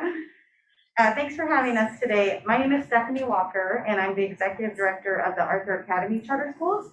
But I'm sort of here on behalf of our charter team. And so when I say we, that's who I'm talking about. Yep. But we're here to just talk about how the PPS could possibly support in enhancing our charter school operations. So we talked earlier, so to your point, Director Green, what can PPS do possibly to help, right, with that? We've talked about PERS, we've talked about our rent and lease issues. So I don't really want to go too deep into PERS or to our rent and lease issues because we talked about that at this meeting. But I will say, just to give you an example of what charter schools have to pay, that 26.5% as compared to what PPS pays, which is about 3.3%. If a small K-5 school has, say, $900,000 for their salary, we would have to pay a PERS contribution of $239,000. Where with that same amount of money, PPS would pay $30,000 with that percentage. So that's a huge difference. And the rent and lease, to Sunita's point, I think a really good example of if we're leasing them and we don't own those properties, that sort of tough position that we're put into. So that's a big issue. And then also those two pieces have to do with the way we're funded, right? And the way we're funded, you guys saw, is the charter schools that are sponsored by PPS get 80% of the state school fund, besides Kairos. We heard about why that's different. The state-sponsored schools, there's two in PPS, get that 90%, and I'm talking K-8 schools. But the state-sponsored get the 80%. We do recognize that there are costs to PPS for running charter schools. We understand that. We know that there was a report to the board in 2020, March of 2020, that talked about how PPS currently retains significantly more money than it costs to run the program. So the way we understand it is that if PPS passed through 96% of the funds, which right now it's 80%, they would still retain enough funds required to administer our charter school program. So I'm going to give you an example for Portland Arthur Academy. If we were to get even 90% of the funds instead of 80, that would increase our annual budget by about $160,000. We're a small school. And that's a significant amount of money for us and a very small amount of money for the overall PPS budget. I know it has to come from somewhere, right? It's a pie, not a well. Right. Exactly. You're learning this. So that's an example of just Portland Arthur Academy. Emerson is about the same size, a little bit smaller, so it's pretty similar. Yes. And then we have some other schools that are larger, so it'd be more money than 160,000, but that's substantial for us. So a 10% increase would get you about 100 what? $160,000 for Portland Arthur Academy. Just for that school. Yes. And of course, that money isn't going to solve all the world's problems, right? We know that, but it would help with possibly offsetting some of the PERS, right? Because PBS can't do anything about the PERS. We know Right, that's that's a a PERS, state. right? That's state.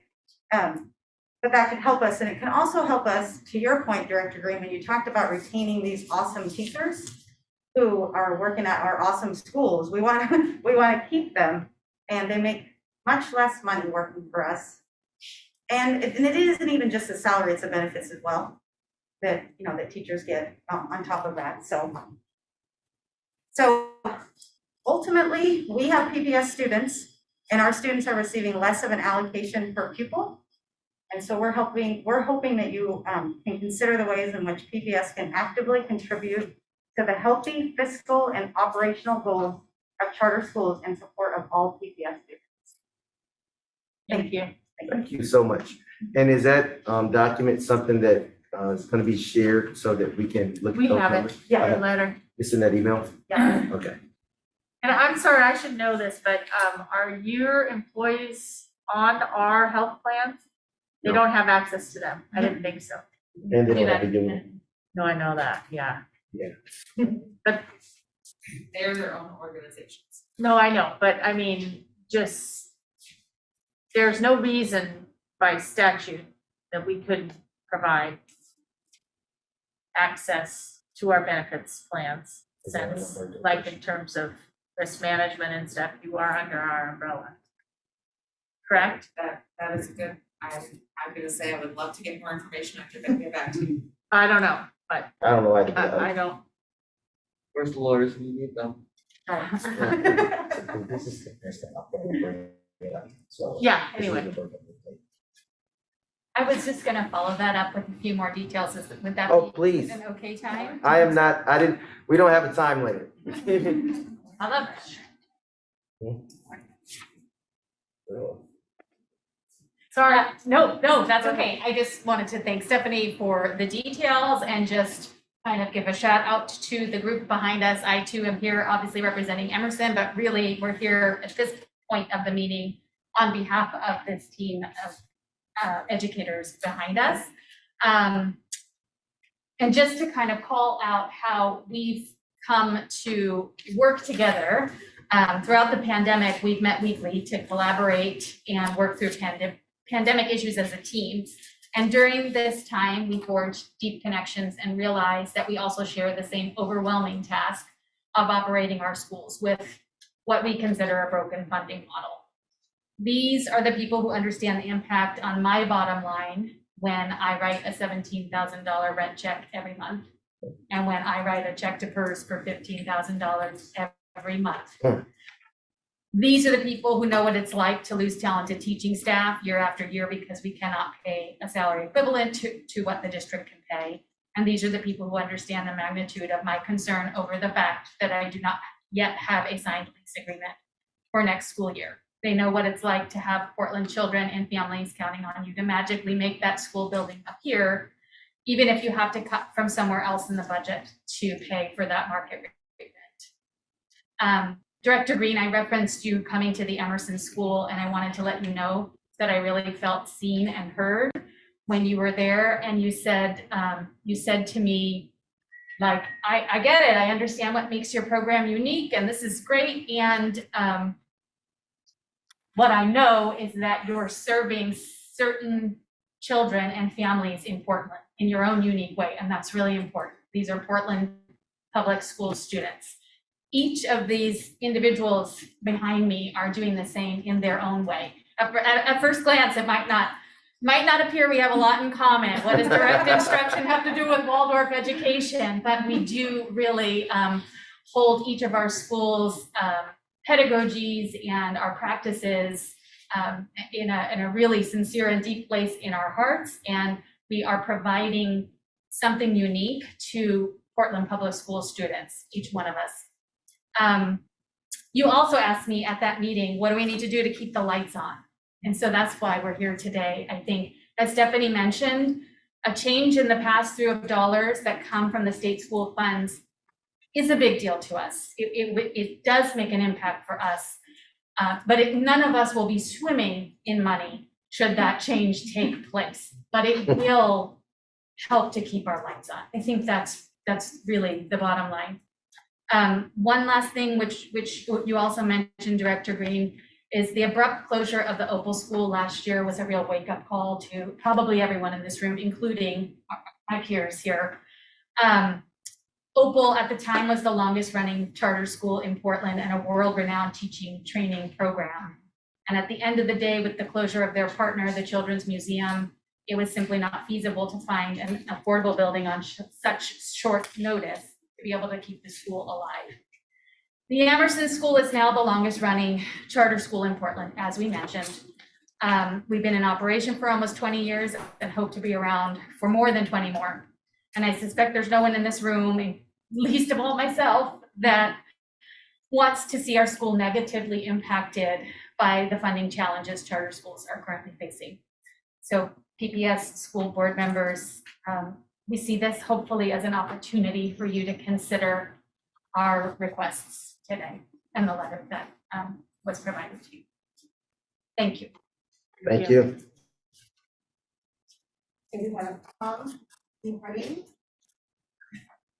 Okay, so before Tom comes, I just want to make sure I capture what they said. Is that okay? Sure. So if I'm capturing your concerns, what could help, we're not saying that it would be a great deal, but a 10% increase. So the question that I wrote down for us as a committee to think about and talk about is, who sets the pass-through rate? Is it something that's set by the state, or is that something that's set by the district and the board?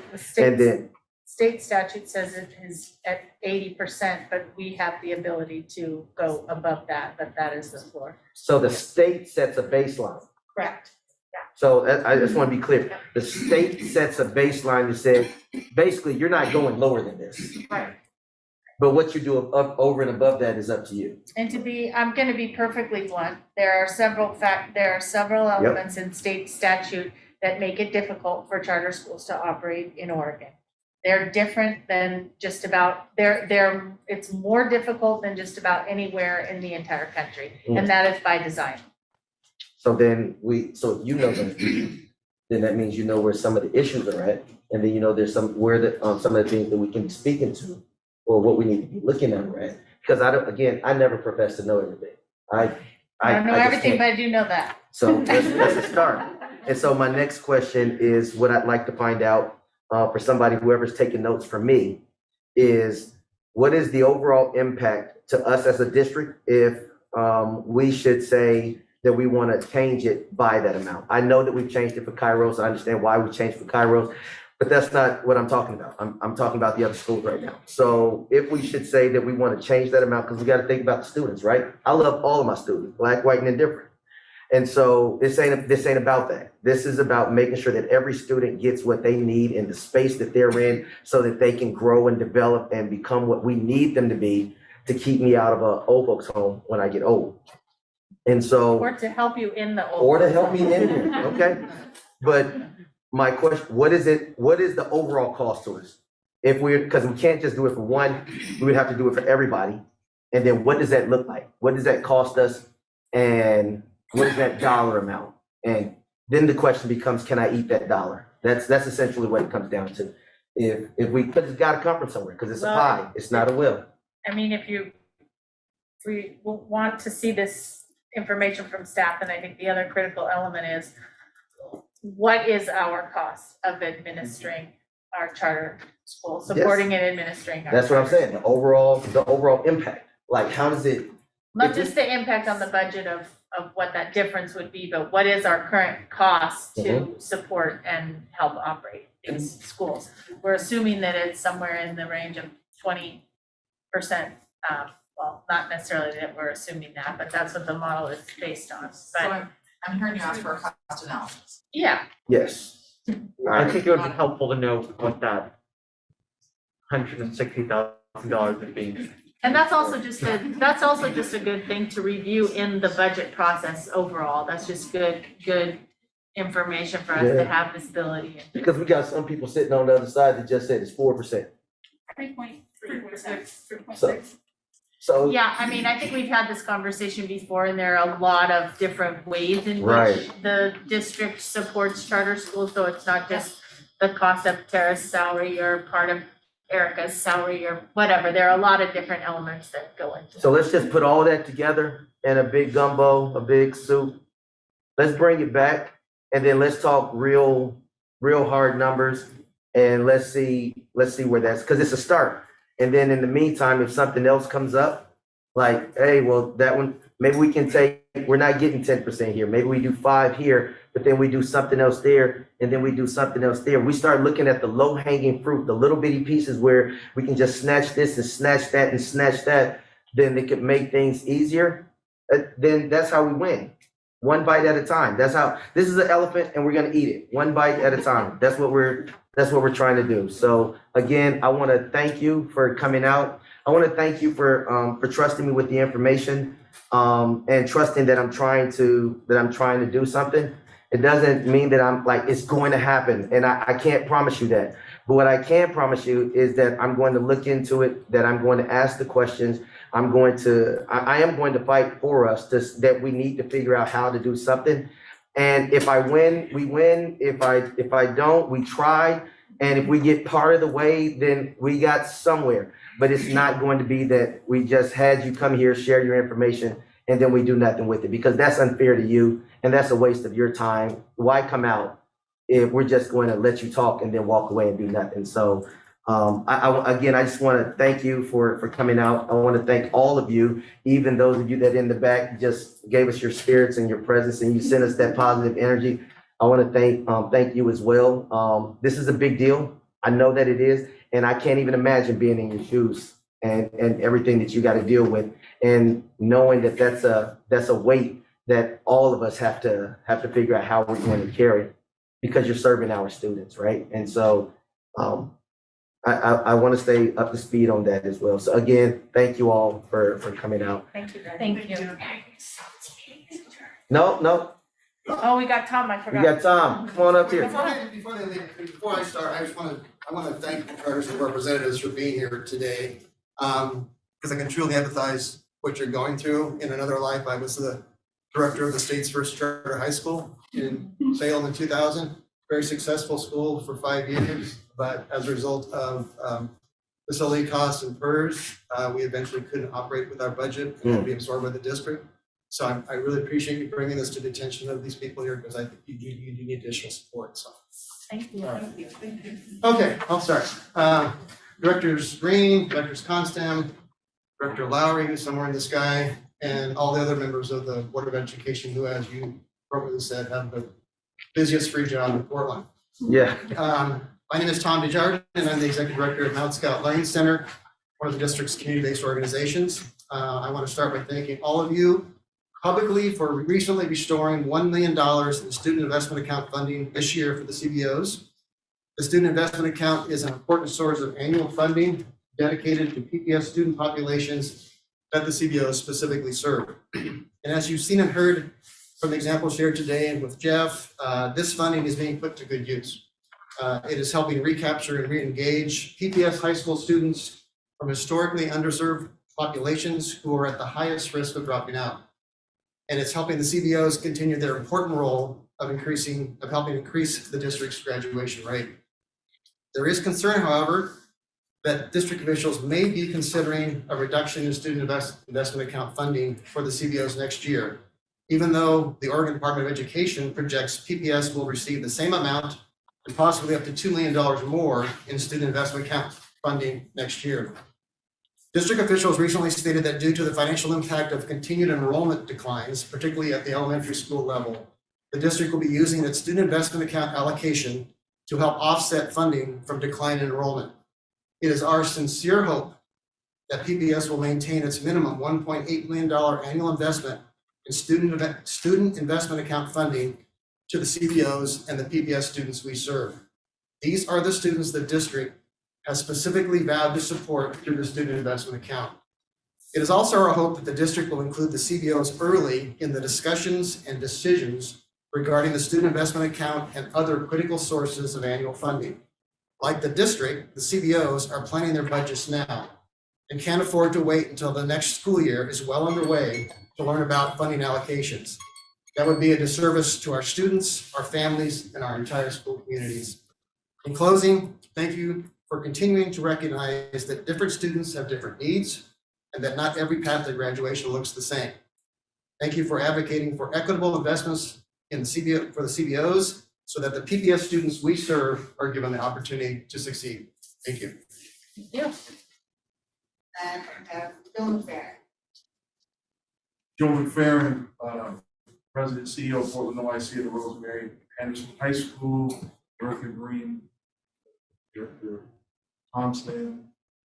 Thank you for your advocacy. I'll keep my comments real short and real sweet. We need to change the way charter schools and alternative schools are paid. Bottom line summary is that we should be paid like the districts gets paid. We should not have to worry about daily enrollment should not impact our annual budget. We should have guaranteed money by year based on past performance, and we should get paid on the first of every month. And then we should be allowed to reconcile twice a year if we go a little low or a little high. This year, I've been talking about this for years. I thought we changed that. Sorry, go ahead. You did? No, keep talking, Joe. Keep talking, Joe. Well, I want somebody to tell me why I think that and why I'm wrong. But you finish your That would be testimony. outstanding because you would write me a check for $600,000 today, if that were the case. I would love that. Or somebody, well, you finish your public comment and then Okay. I would like someone to tell me why I think that and why I To my might be point, wrong. it would be September through January, we have received $600,000 less than what POIC and Rosemary Anderson normally historically bills the district because of Based on enrollment. based on enrollment. This is the first time in a long time that we've had a significant dip. Yeah. And I've watched the other charter schools and alternative schools go by the wayside. I mentioned that back in October, that was a major issue. I've had a lot of stuff I've been dealing with, so I haven't really followed up. But I just need to be clear that this is the number one issue for me. Because it's $600,000 today, but typically our enrollment goes up. So as you can imagine, the cascade is going to be different. It'll be deeper and larger as the months move forward. And I would say to the charter schools that have been around, we've been around for a while. But for those of you doing great work, I would join forces here on this one because there will be a time where you just have a dip. And we should not have to absorb all that dip. We should at least have a year or two to be able to recalibrate like school districts around the state. That's it. But again, I'm saying all this very passionate, but I want to leave with, I've been around a long time, and I appreciate the advocacy that this committee and you guys personally have had, along with the staff, for so many years. So I want to leave with how appreciative, or I am. So thank you. Thank you.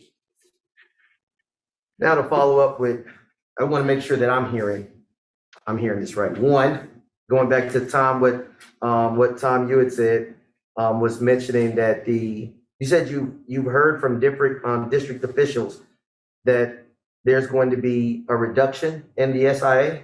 When you say district officials, so I'm the type of person, who are you hearing this from? I've heard it's under consideration. Well, can I just interject? We haven't seen the superintendent's proposed budget yet, so I think. Right, that's why I'm asking, if we haven't even seen his, that's what I'm saying though. If we haven't even seen the superintendent's budget, then how is he already getting information that's gonna be gone? You see what I'm saying? Just passing on scuttlebutt. So, Fair, which is fair enough. I'm sorry, what? it's like, she said you're passing on rumor mill stuff I that, just said scuttlebutt, but that it doesn't which is really fair carry enough, weight. So, because the budget is in process. Yes. so then in my world, if I say it today, it's going to be true tomorrow. Everything, and that's just, it is what it is. That's what my grandmother said. A man got balls and word. You don't break them for nobody. You see what I'm saying? And so if you tell me that that's why I asked you who said it. because it doesn't make sense to beat around the mulberry bush. Let's go right to the source. At this point, we haven't gotten a budget to show that there's going to be a reduction. Then you said that there's that the annual was a $1.8 million investment to the CBOs from the budget. Is that something that we've done every year consistently since we started doing it, or is that just something you think we've done? No, that's with what you restored this year, helped restore, that is the amount we got this year. And that's what we feel is appropriate. That's what we feel. I mean, it is under the 2.35 million that we originally thought we were promised this year. But again, I mean, that's an amount that has allowed us to retain our staffing, do the things we do. Okay, so then I respect that. And then to respond to what Joe, what you had mentioned, I heard a couple things. One of which I think I'd actually brought up a little bit before. I don't know that we got to go around it at all. Can I just make 2 comments? Yeah, So I think, as far as what I know to be true, which is what I understand that I'm hearing and appreciate always hearing from our school leaders, is that with the SIA that went out most recently, the district was very clear that it was a one-time. That is correct. So It was not an annual level of appropriation. That is what I believe. I don't know, but that is what I assume or believe, or perhaps have some conjecture around. Maybe that's where Tom's comment or concern might come from. And that is accurate, that when the district dispersed this second amount, it was very clearly stated multiple times that it was a one-time ad. As Director Constam and everyone else is saying, we are currently in the budget process. And so I have not heard of any particular amount, and it's all in process. But to my understanding, it's all in process right now. So I haven't, that's what I know to be true. That's what I can share at this time. Can you refresh my memory about what we did rectify regarding the cash flow issues that our CBOs were having? Yeah, so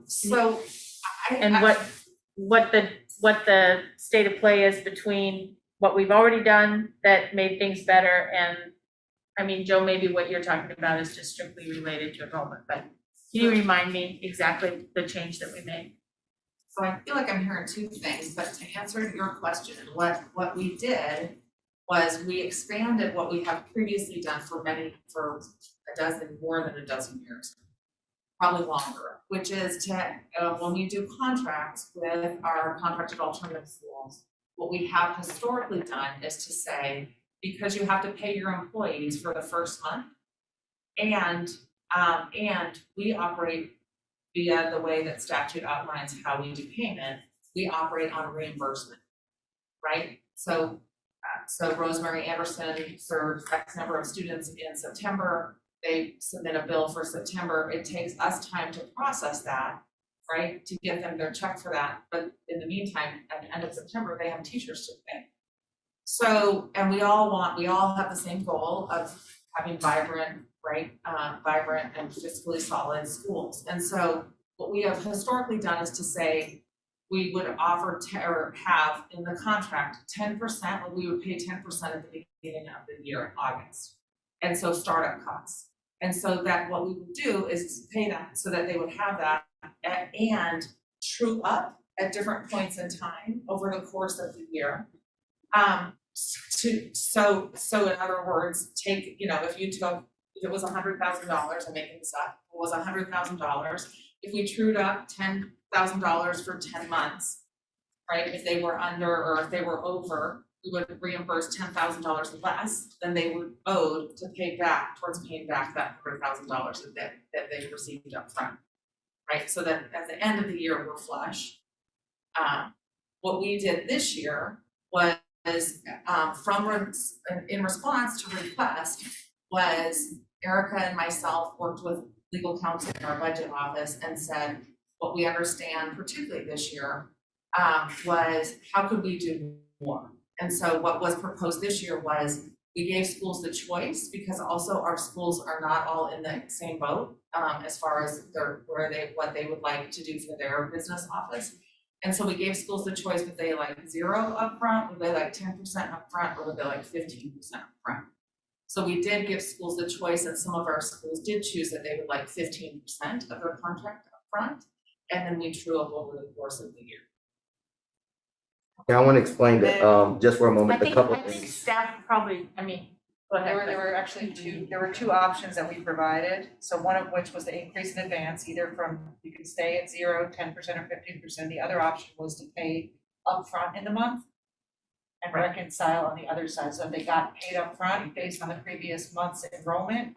Because our idea was that we didn't want to get too far ahead of ourselves with paying out too much of the contract with so many fluctuations in enrollment, not knowing how much we would owe or have to reconcile. So the idea There it was. is, David. That's exactly, but the district doesn't have to worry about that. See, we have to worry about that out here, but the district doesn't have to worry about that. But What about that is equitable? But you're not talking about cash flow, you're talking about. No, it's the same, actual- it's all the same, What he's it's saying all is the accurate same. is that for the school district, we're not based on month to month. Right, at all. Right. They get paid based on the October enrollment, Right. and then the following year they trip, so they have a whole Right. range of time in which to make up their Right. money. Problem. So for them, the difference is month to month versus having all that time to catch up or use other investments or other funds that they're fundraising to supplement support. And So now I think we're in what a he's- pandemic and they're talking about 30%. Yeah. This is why AY West is gone. This is why the charter, if you have a bad month or two, Yeah. it's catastrophic. Yeah. And I don't think the district really understands the impact on the instruction to the children. Yeah. When you force these small schools to have to deal with this financial burden. Yeah, because it's like if you lose, 30 kids in a month, you're not gonna let one FTE, one of your teachers go. The economies of scale So- issue is much larger Right. due to the size of the Right. school. And so Right. looking at it from the perspective of us versus them, it's Right. a totally different, it's not an apples to apples comparison. And so I think what Mr. McFerrin is stating is very valuable for us to examine is in what ways are we able to support and bolster these very integral centers of learning for certain groups of students so that we can ensure that they stay not only viable, but that actually are able to create the centers of learning that we hope our students are able to attend. Well, I like And to just use also- equity. I'm just talking about equity. I like the way you put that. Yeah. But why is it the kid that attends the public school have all that support, but if they attend one of our schools, you don't have all that support? Yeah. What about that that doesn't seem equitable to me. But also, I agree, Joe, but the other piece of it is that these schools exist in part to be able to welcome students throughout the year, because they're students who by definition are leaving the traditional institution. So there's a mismatch there, because regardless of the pandemic, your enrollment is always fluctuating. Yes. But I think that's what, Kareem, when I was asking about how do we get them on a 10-month payment scale as to where they get the same amount every month so they don't have to worry about how much is going to be coming in. And when I was asking the question about, and I don't know if Roberto has had a chance to get back to us yet. I know that I have asked the question around, what does that look like for us to put the alternative schools on a cycle similar to ours as PPS, whether or not that's feasible, whether or not that's something that can be done, but so that there's consistency. And I only say that to say that this is something that, I haven't talked to you guys about, but it's something that I brought up as a question that our staff that they're looking at. I can't say that they have all the answers at this point, but the investigation has begun around what would it look like if the alternative schools, just for the sake of the pandemic season, maybe it didn't stay like that forever, but especially in this time where everything is volatile and everything is changing, what would it look like if they were on a cycle similar to ours, as to where they knew every month for the next 10 months or whatever we were in school that they were going to get X amount of dollars. But at the end of this year or the following year, we could establish that I got you. if it's not right, then we're gonna have to come back and there may be a true up area where it's like, you know what I'm saying, you gotta get this right because you didn't have it, and we're not gonna pay you for what you didn't have, so you gotta make this shit right. But that's something that we talked about, and they haven't, because we're in the budget season and they've got a lot of stuff going on, so I'm sure when Norberto tells me he's working on something, I know that he's working on it. And even if he doesn't like get back to me every day, I know that he's looking at it. But that is something that we brought up.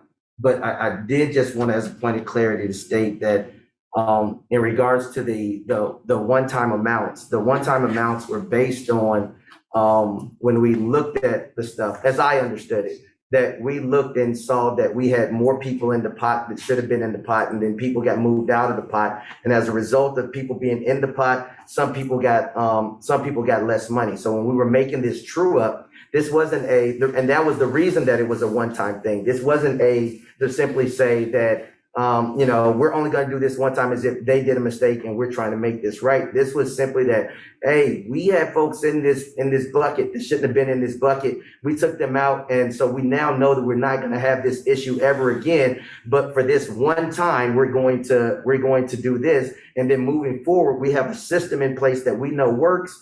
And so it is what it is across the board. And if there are 27 people in the bucket, then it's 27 people in the bucket. And then that's how the money is going to be split. But we're not going to have a mixed year where it was 27 at one point and then now all of a sudden it's 38.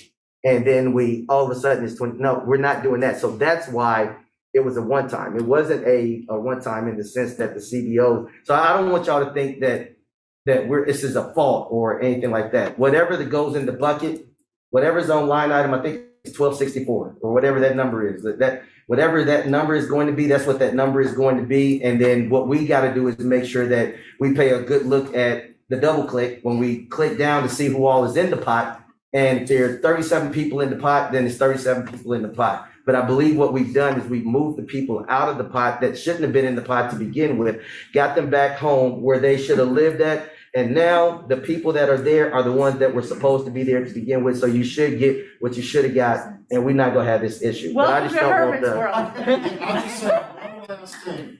Again, I'll just say, I'm gonna have a $1.2 million shortfall, probably based on what I'm looking at. And that money is in the district's coffers because it was based on performance the last 2 years. Right. So not only am we're not getting the money's with the district. That's a whole nother. Okay, appreciate Director. Yes, no, I gotta hear this man. He put his hand up 3 times. Well, that's right. I understand that this is a I'm like, complex world, and a simple solution would just be to pay out our contract for what they are this year, so that we would have the money for it that we have historically provided.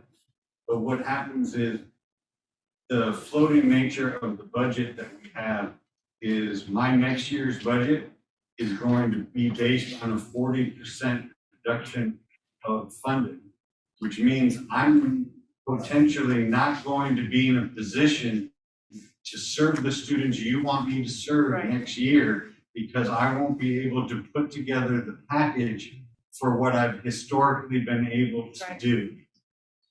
It's just, on the broadest level, it's really interesting to have this conversation because we know the kinds of adjustments that we have made and the accommodations that we have made throughout COVID within our own system. And I'm not, this is a very fruitful conversation to think about what we have and have not done for our partners, based on the fluctuations and the changes that you guys have seen. So We'll just know that while I'm here, that's what we go talk about. If it don't make money, it don't make sense. So with that being said, this meeting is adjourned. thank you.